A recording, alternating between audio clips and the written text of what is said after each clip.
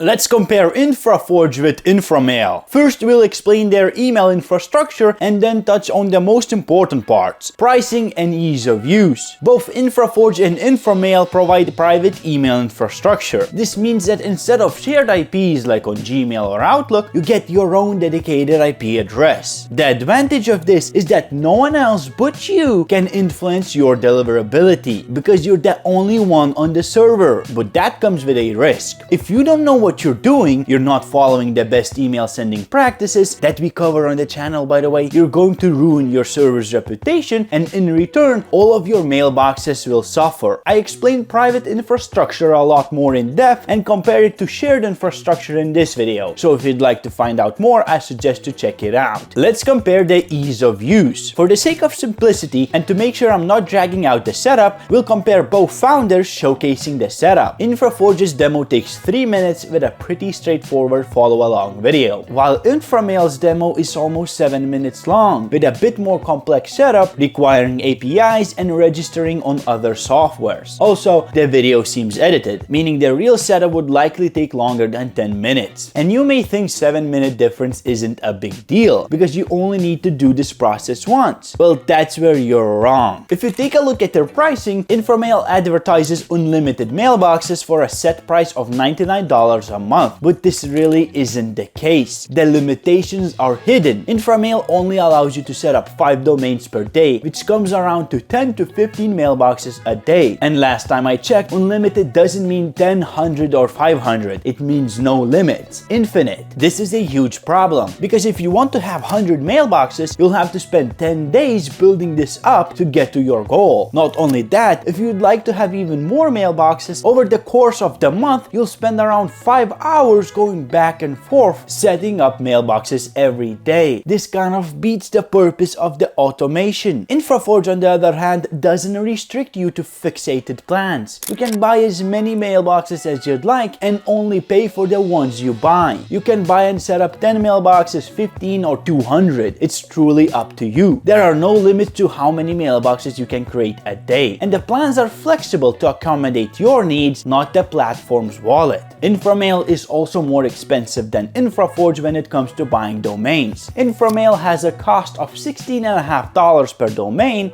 whereas InfraForge is more affordable at $13 per domain. Pricing out of the way, let's talk about some pros and cons. Inframail's advantage of their advertised unlimited mailboxes that we figured out isn't actually unlimited isn't an advantage after all. If you're starting out, having all your inboxes under one server might be a huge risk. That is because the whole server's reputation is built up by you, and you only need a couple of mailboxes to fail to take everything down. So if you have unlimited mailboxes set up under one dedicated IP and a few of your mailboxes start sending emails to spam, it will affect all of your other mailboxes under the same IP. This is why InfraForge allows you to get extra dedicated IPs to diversify your risk, meaning if you fail, you're not going to destroy your whole email infrastructure. Apart from that, Inframail is built upon Microsoft, which also increases the risk. If you didn't know, Microsoft is the owner of Outlook, a popular email service provider, and Microsoft constantly tries to crack down cold email to prevent people from sending cold outreach messages. It's a huge risk to build your email infrastructure on Microsoft, as they regularly try to limit cold emails. Lastly, if we take a look online, it seems like Inframail has had significant downtime in the past, which makes their service unreliable. In conclusion, Inframail is a slower option, requiring a lot more manual work to set up mailboxes due to their daily limitations. Also, the cost per mailbox increases if you factor in the workload, as well as the fact that their advertised unlimited mailboxes aren't actually unlimited. This makes InfraForge a faster and more affordable alternative, together with a flexible pricing structure and more reliable infrastructure. But if you think you'd rather have shared IP infrastructure and not a private one, I suggest taking a look at how MailForge can help you do that.